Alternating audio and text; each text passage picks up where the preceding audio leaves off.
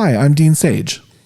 And I'm Jack Curvin, And this is Show Me Your Deck, a podcast where we explore the intersections of oracles and chakras, using our original decks to create new insights. So, our very first official recording, I don't know if it'll be our first show or not, but here we are officially recording for the first time. Here we are. Yay, officially. We took only a year to come up with the format. 3 years, 5 years, whatever, when the time is right. It's here. It's here. Well, you bought some dice, so I love the idea of randomness and coincidence helping to guide us. So let's to start the kind of intersections. Let's get our first sphere of thought, and let's find out what deck reviewers we're going to use. The deck of mine we're going to use is number 4. So that is going to be, of course, the most abstract of them, the intersections deck. Oh, well, we do love the intersections deck. It's fun. So if you are unaware, Jack has 4 different decks based on a book that he wrote, which is amazing that you should all get.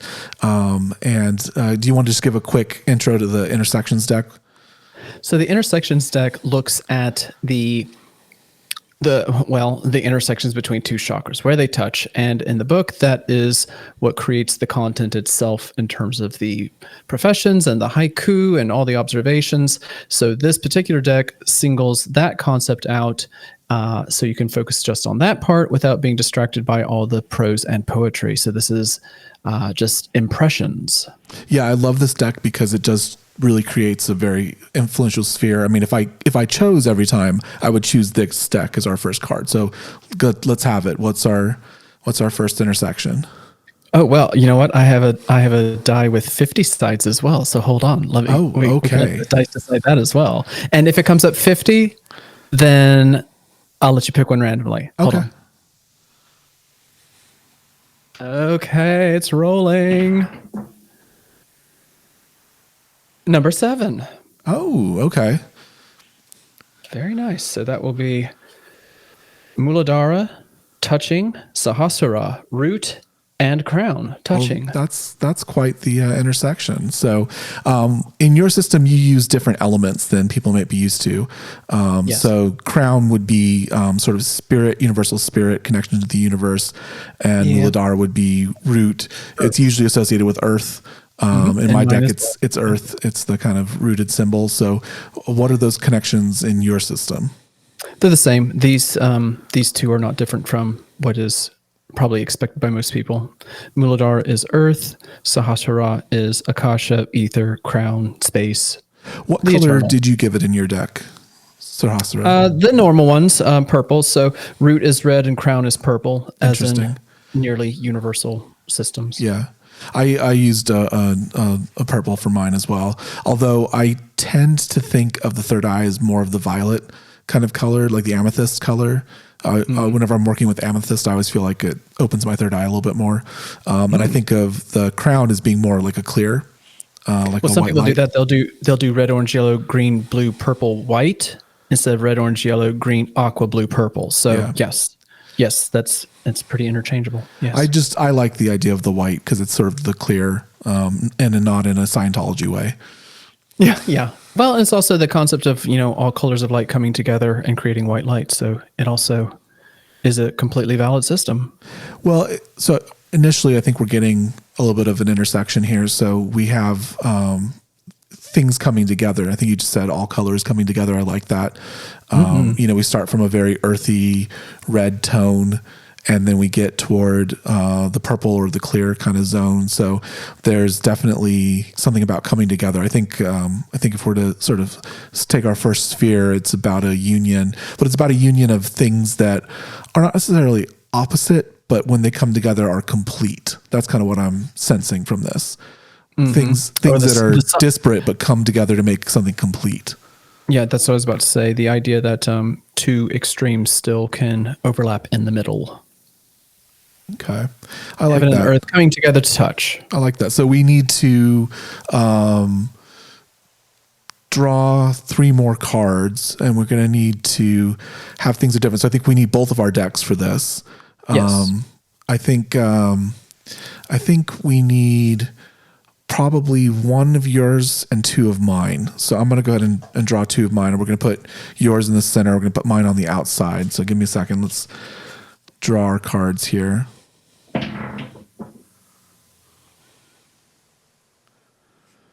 When I draw, I kind of feel like a little buzzing in my head. And when I get to the right card, the buzzing kind of intensifies. And I feel like that's the one that I'm supposed to choose.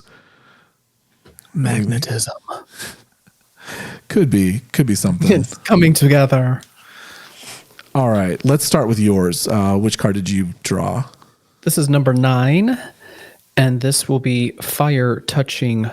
Excuse me. This will be metal touching fire. So this is I feel touching I do. Svadhisthana touching Manipura. So this is how your emotions and sensations and instincts are affected by what you do. Say the two I statements again. I feel, I do.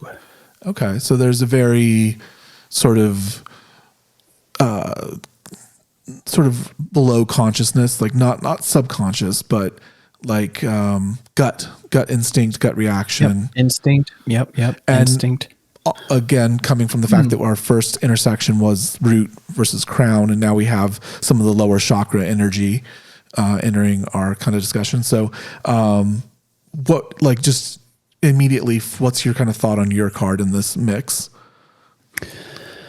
Okay, so I'm looking. My impression is that this is being aware of consequences. So you had an impulse, you had an instinct, you had a feeling or a sensation, and you acted upon it, and now there are consequences. How are you aware of the reverberations of what you're doing? So the consequences of your actions, not necessarily the consequences of your feelings, or is it the consequences of your feelings as they became actions? Heaven and earth touch. It's where they both meet. Yes. I like this because our actions are very much influenced by our emotions, by our feelings. Mm-hmm. And we take a lot of actions based on feelings. In fact, most of our actions that we take are reactions, and they come from an emotional standpoint. So we have, a very almost bodily intelligence to how we move through the world, and it's primed in ways that sometimes we don't even realize. And so if you have this moment of trying to, I think, literally bring your chakras into alignment, one of the big forces that works against that is the lower chakras, because they're so involved in gut reactions and instincts and, trauma, past trauma, unhealed wounds. All of these things kind of create reactions that we don't even control at first, and we're already triggered before we even realize that it happened. So I'm kind of to just find stability and safety. And these two cards for me alone have already pulled red, orange, and yellow. So that is the entirety of the lower chakras. Yeah. So we've got all three lower and chakras. Yet being pulled upward towards that purple. So here we are being mindful of our lower chakras while also remembering the crown on top. Well, and I think it's a good moment. Like, I don't like it when people are like, don't trust your instincts, or, you should be rational, not emotional. A lot of that is, misogynistic in a way, and it feeds into the patriarchy. But there is something to be said about allowing yourself to rise up through these sensations, through these actions. And if we're talking about this, it's already happened. So I think, okay, we've already done something. Maybe it isn't the best consequence. Maybe there's reverberations from this action that we took based on our feelings. But if we're going to integrate it, we do have to understand it. And in some ways we might need to heal it, or we might need to work with it. So I think well, either way, we should elevate ourselves from it. Exactly. So this is where we're reaching up towards that crown chakra. Despite all of these consequences and feelings and perhaps fear about instability, we can still strive towards that upward momentum. Well, and I think if you're listening to this, that, we might be talking about something where you've had a very emotional response to something, an action or words were said or action was taken, and now you're sort of in the aftermath of that. And what this sort of, intersection is looking at is just what you said. How do you move from the lower chakras, which are visceral, to an integration point where you are in stasis with those around you, maybe even with the person that you have this interaction with, if this was a one-to-one type situation, or if it was a one-to-many, how do you kind of reach a stasis point where you're neither lost nor subsumed, but you're also in, in stasis, in connection with others, kind of reaching that Zen level almost. Mm-hmm. Yeah, and continue upward from there. You communicate appropriately and learn from the situation and the people and their perspective, whoever's involved, so that you can become better for whatever this happening has been. Well, I think the pivotal chakra that we haven't reached yet is the heart chakra. We have not. And it'll be interesting because we definitely have the opportunity to reach that with one of my cards. So I think we're going to try the first one here. My deck is an oracle deck. It's a 1-to-1 to the tarot. So every card in my deck has a related deck in the tarot. So you can interpret it with your tarot knowledge. You can use the oracle statement itself. My system is also based on chakras. So each of the suits as you go up the deck has a chakral alignment. So it's actually what makes it really interesting to work with Jack's decks is that we both have these chakral systems and they can kind of feed together and intermix. But here we go. Here's our first one. Today's rubble becomes tomorrow's gems. So we just said that. Yes. This is this card I've named the renewal, but it's also known as the star card. It's a major arcana card. And for me, the color is sort of this brilliant violet, which is, by the way, the crown chakra for my system. Yes. Remember, you can grow from whatever this adversity is. It is not the end of your world or your life. I'm sorry. I misspoke. This is not the star. I'm sorry. The star comes next. This is the tower. Oh, well, still, this is not the end. It will be better. Yes. So today's rubble becomes tomorrow's gems. So for me, this card kind of speaks to, like I said, a renewal. And I just lied again. It is the star card. I'm overthinking myself. Yay! I'm really bad with the numbers of the major arcana. I never remember exactly which one's which. And I renamed them. The reason I renamed them is because they had such a patriarchal heteronormativity to them that I wanted them to kind of be genderless and fluid and not really tied to, specific roles in society or things like that. So if I ever get confused, be concepts. Yeah. Well, these are the concepts, the last series of the chakra, of the crown chakra. So, in this sense, this is about refining rubble into gemstone. That's a very long process, and it takes a lot of intensity and time. But when you do it, you realize, something greater from it. So I think kind of bringing that into what we were talking about, maybe you created a hot environment with your emotions. We had fire, right? You had fire and metal. Oh yeah. Fire and metal. When we bring those two things together, we get molten, metal that is malleable, but you have to be really careful with it because it will eat you. Oh yeah. Yeah. Another way to think about this in terms of rubble into gemstones. Do you know what trincato is? I do not. It is a form of decoration they use in Barcelona in Spain. It was, I don't know if it was invented, but it was popularized by Gaudi. And that's when you take decorative tiles and you shatter them. And then you reassemble them. And he had to do that because his walls undulated. He didn't have flat walls with 90-degree angles. So if he wanted to put mosaic tiles for decoration, he had to first break those tiles. But he didn't necessarily put them back together like puzzle pieces. He could rearrange them. And so the idea here is that your life is not a flat wall. You don't necessarily meet right angles. You might have to bust some stuff, but when you put it back together, it can still be really unique and beautiful. So it's interesting because I think the reason I got confused with the star and the tower is that the intersection that you came up with, fire and metal intersection, is kind of a moment of crisis in itself.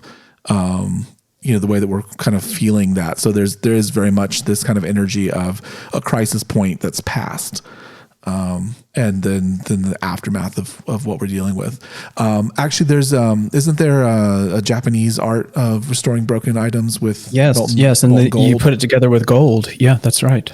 So there's a lot of cultures I think have this idea about putting brokenness back together, and the brokenness being more beautiful than the original. Yeah, for sure. All right, so we've got this incident, something's occurred, something's happened, hot words maybe were spoken, the actions, the fire and the metal have met, and now we've got molten goop, and we have to move forward from that. We have to make something beautiful from it anyway. Yeah. Gems, of course, are intense pressure and heat inside the Earth's core and crust and mantle, and then they kind of come up and are then refined. But they're not pretty like we find them when you go to the store. They're in a much more earthy state. Yes, and even once they're polished up and cleaved and lit and put into precious metals, they still are full of what?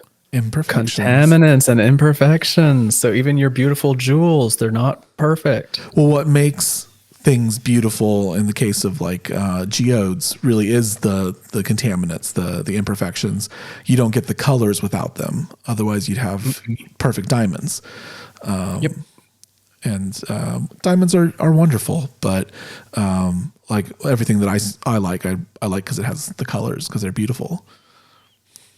My favorite is garnets and amethysts. Garnets are nice. I like the weight of them, and they're actually root chakra aligned, so good for today's reading as well. But I like the mass of them in my hand. You're just moving on to our second card. Show me your deck. Let me not go too far off the topic. Yes, the heft of garnet. The heft of garnet. All right, let's see what the second card for mine is. Oh, look at that. Another root card. Seeds sown with purpose yield a greater harvest. This is the 7 of seeds, so that equates to the 7 of pentacles in the tarot, so you can kind of take that as you will. For me, it really is about the fact that when you're planting things, that when you plan and have purpose for what you're doing, you get better results from it. So putting seeds in a straight line is effective because it allows better irrigation and allows you to raise the crops with the sufficient space around them. Really, you give them the best opportunity for growth, and so your harvest becomes more bountiful because of it. So that's interesting. So we were just talking about something being broken down into smaller parts. And here we have a card about seeds, little itty bitty parts, and how when they're properly cared for, they grow into something bountiful. Mm-hmm. This flows right out of what you were already describing. So, all right, these experiences, whether they're stressful or not, are still quote unquote seeds that will grow into wisdom, actually. So, I would say that when you are planting those seeds, another reason it's efficient to put them in rows like that is because then you can identify the weeds. Mm-hmm. When they are in rows and evenly spaced, and you know exactly where you put each seed, then when something comes up that is not your seed, you can just snatch it right out.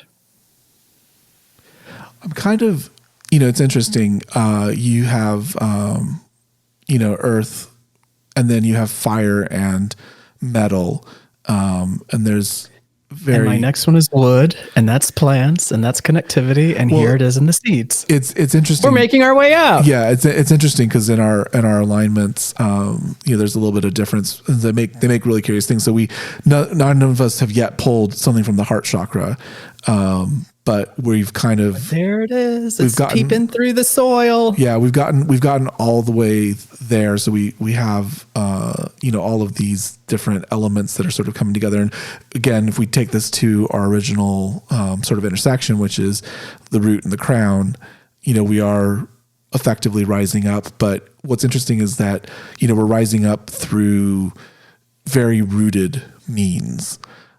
So rubble, and gemstones are in the ground. They're being churned and made and ground and broken. Seeds are little germinating pods that, grow these massive plants or trees or, whatever it is that they have within them. But it's all very rooted and grounded work. So I think what I'm hearing as we go through this is that the reason that you have the intersection of the crown and the root is that you almost need to sink down to go back up. So you need to get down to like a root safety. So something happened that unnerved you, set you off, really ungrounded you. And the second and third chakras are great at that. Guilt and shame run rampant through those chakras. So to have done something and then feel guilty or shameful about the actions that you took, or even guilty and shameful about the feelings that you had that led you to take those actions. I think that in this case, I'm hearing it's time to go back to the soil, back to the beginning, to the root, and you can ascend to the crown, but you've got to get back into alignment. And I think mainly you've got to get back to safety. Something about this situation made you unsafe.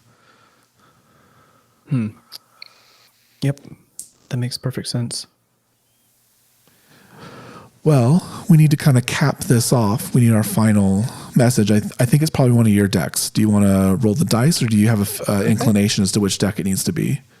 No, let's find out what the spirits have to say. So we're looking for 1 through 4. Fell on the ground. And it still counts. Well, we're trying to get back to the roots, Ray. We're trying to get back to the ground. I'm just saying, it's just like your fairy deck running away. We're still at deck number 4, so we're going to stay with the abstract, our intersections deck. And let's see. Number 28. Let's see. I think that's going to land you in the heart chakra, isn't it? It is, right in the middle of it. Yep, there it is. Green and yellow. So what we're looking at here is the way your connections with people are influenced by the actions that you take. This is Anahata, touching Manipura. This is I love and I do. So coming right out of what we were already saying, you have these experiences, these conversations or actions. But if you're keeping them in the context of relationships and hearing what other people have to say about their experiences as well, then you can start growing together within your relationship, whether it's friendship or work or, what have you. When your tiles are broken, scrambled up, you can reassemble them. When you scatter the seeds, they can still grow. A lot of times this growth happens specifically within the context of conversations. So one way you might look at this card, when you have green and yellow together, in my system, this is wood and fire. This could quite literally be the way the sun shines upon the seeds. Mm-hmm. The way light nourishes relationships, the way your actions nourish your friendships. What are you doing, and how does it impact the people that you're connected to? Yeah, fire is energy. I'm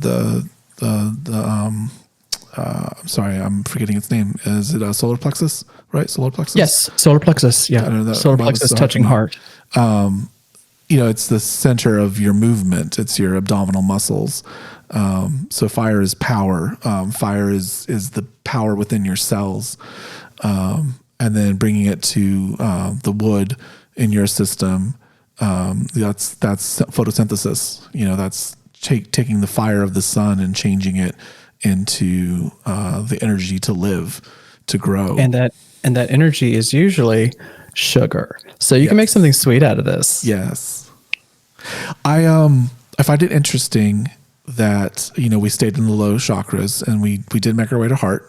We had a feeling that was coming, and it did. And you said, I love, for me, this is joy and grief. Are the two kind of energies that surround this chakra. In my system, I talk about being balanced versus out of balance. So you never don't have grief. You never only have joy. That's not possible. When you're, trying to seek joy, you end up with things like addiction because you're just constantly striving for the up. And in my system, the heart chakra is storms. So it's about riding the kind of the middle ground between the updraft and the downdraft, and not trying to get too high and not trying to get too low, but really try to achieve a peaceful place. So I'm kind of thinking about our situation. We talked about brokenness and bringing things back together. And you kind of got to, I think if we're talking about love here, I think this is a self-love moment.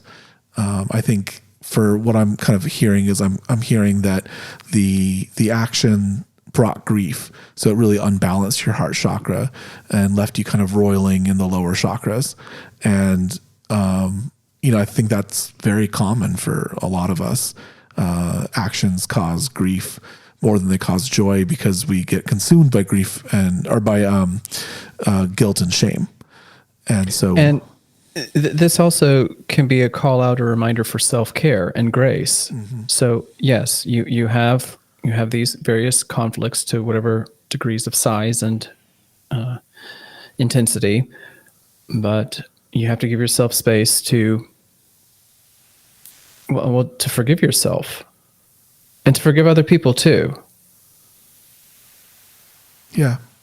And I think that's kind of what I'm hearing, is there is an element of forgiveness, first of all, to yourself, but I think also probably this interaction that you had was something that was more of a trigger, that was more of a deeply held belief. Maybe it came from family, maybe it came from a situation around you, but whatever it was, it sort of triggered a very deep, fiery kind of reaction, something that could melt metal, that could make, something hard become something supple.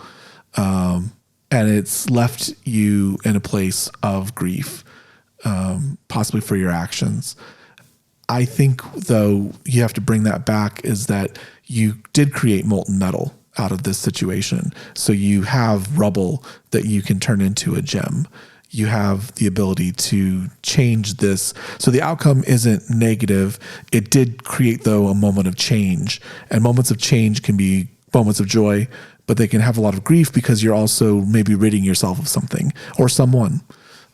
You're creating a space where something used to be, and that space feels hollow right now, but you've got this molten metal that you are working, and that you are not sort of left with this just hot nugget eating away at you, but you have the ability to reshape this situation into something more useful, maybe more beautiful, maybe more useful, or part of your self-care even.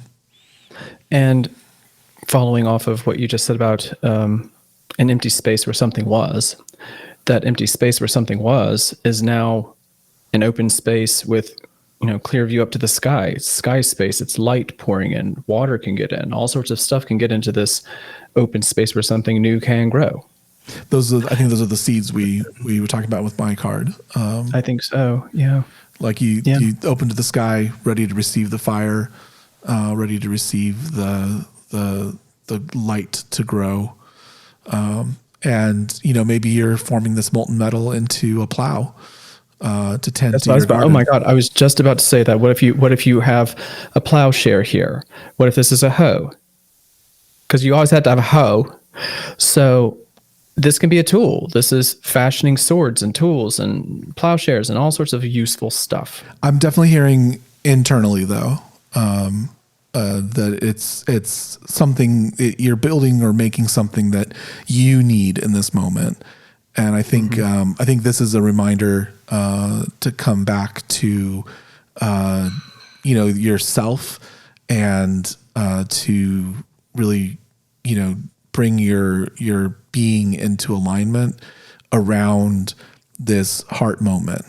And I think that if you kind of sink below and root yourself, and then allow yourself to feel love, self-love, even though you feel guilt and shame about what happened, you can grieve the space that you've created, and then you can feel the joy of the light and things coming down.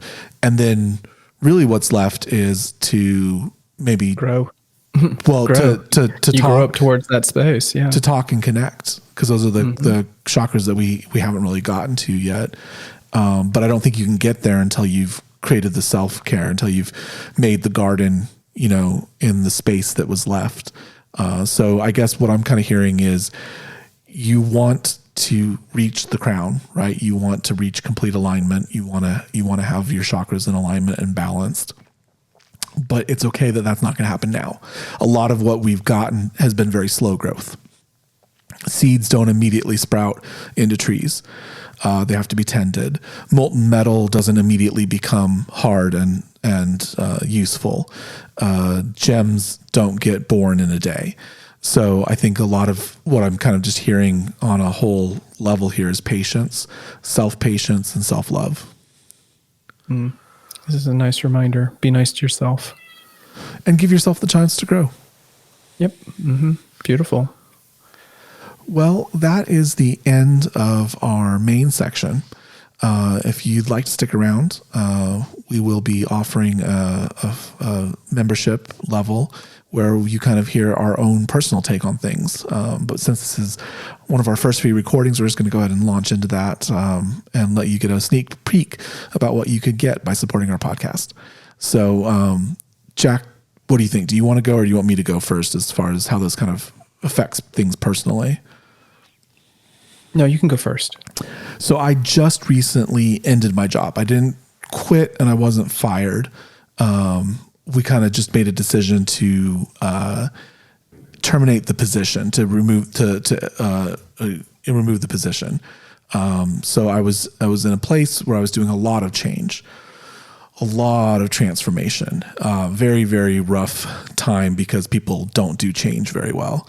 And so when you're the change leader, oftentimes you're the bad guy most days, because nobody wants to be in a place of change.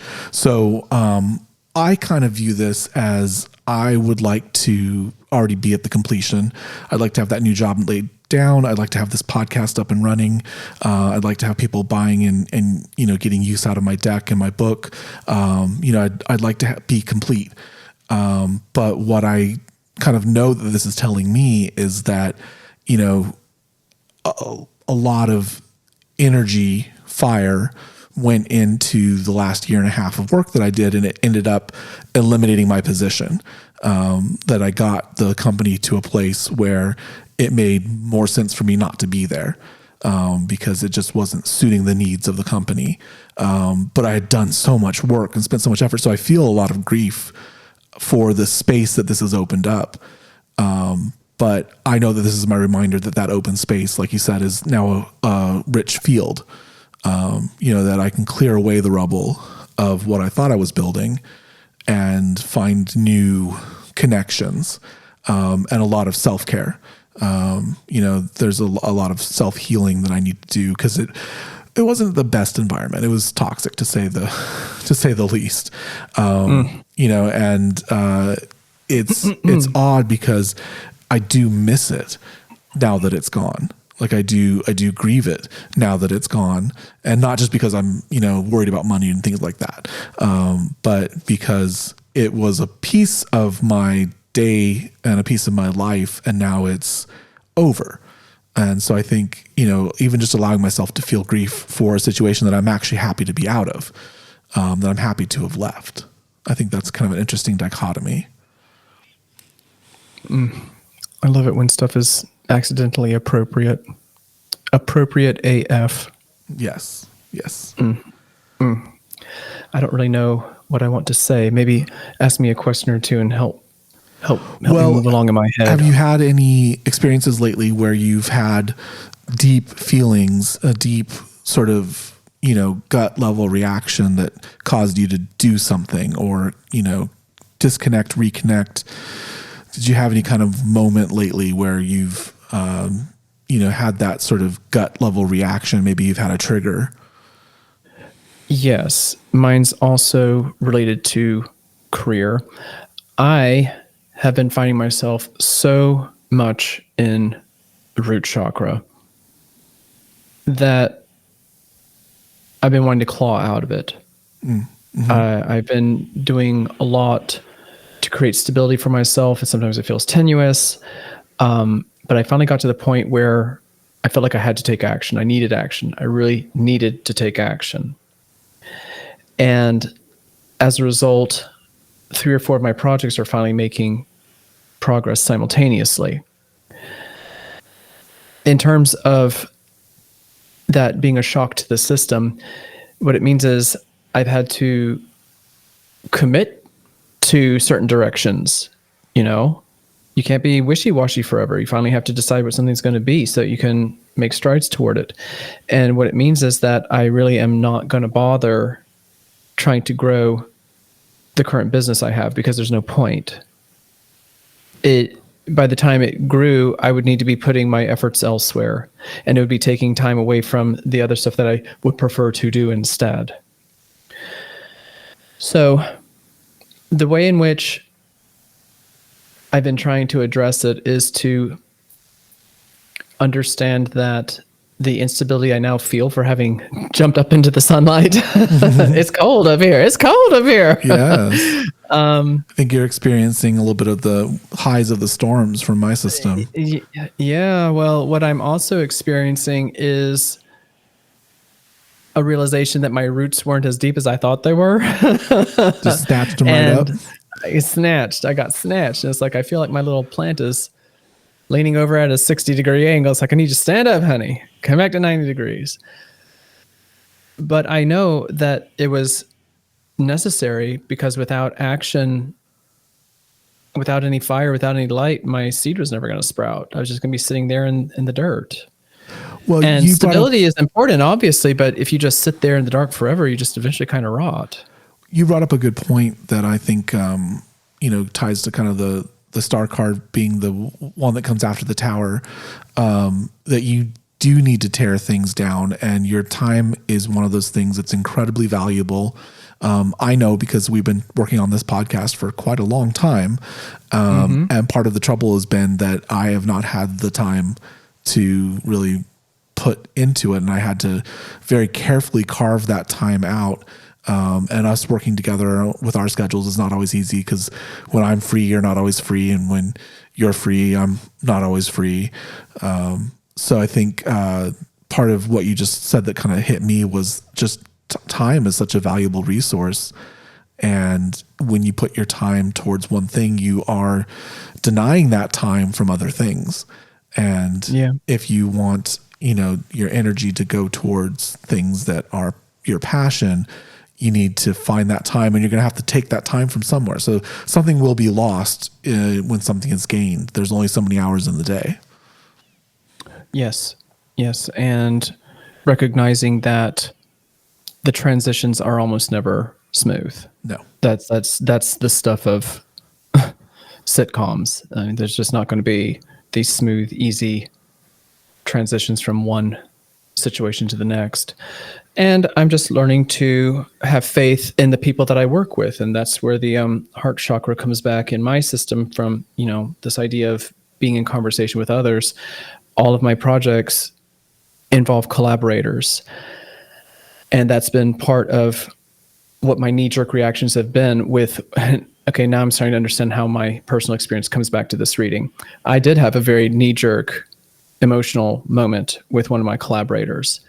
And I finally had to be very, very short with him because he was not taking action and he was dragging everything down. I finally just had to say to him, I was like, look, if we have not made progress by this particular date, I'm going to put my focus somewhere else. If the next time we meet, you have not done your part of this, I'm out. And I could tell that made him mad, but it had to be done. And now everything's flowing forward and we're getting on great. And for about a week or two there, I was feeling all this angst about having been short with him. But it's what we both needed. I needed to express that. He needed the motivation to move. And now the project is beginning to flourish again. So for a little while there, I thought the whole project was going to fall apart. But that was my impatience that had me snapping. It was a pretty mean tone, I have to say. It was pretty mean. But well, I mean, it sounds like you had a emotional moment that drove an action. Emotions drove your action. Yep. But we have been communicating about it. And we still work together. We're still taking these actions. Our seeds are sprouting. And now we have a target date in mid-March for our first presentation. So everything's moving right along now. It just needed that moment. He had to break the tile. And now we're reassembling them. Put it back together, yeah. And even just to unplug, sometimes, like I think you mentioned you felt stuck in the earth. One of the other ways that wood and fire meet is in the case of forest fires, which are natural. As much as we don't like them, they're natural and necessary to the health of that forest over time.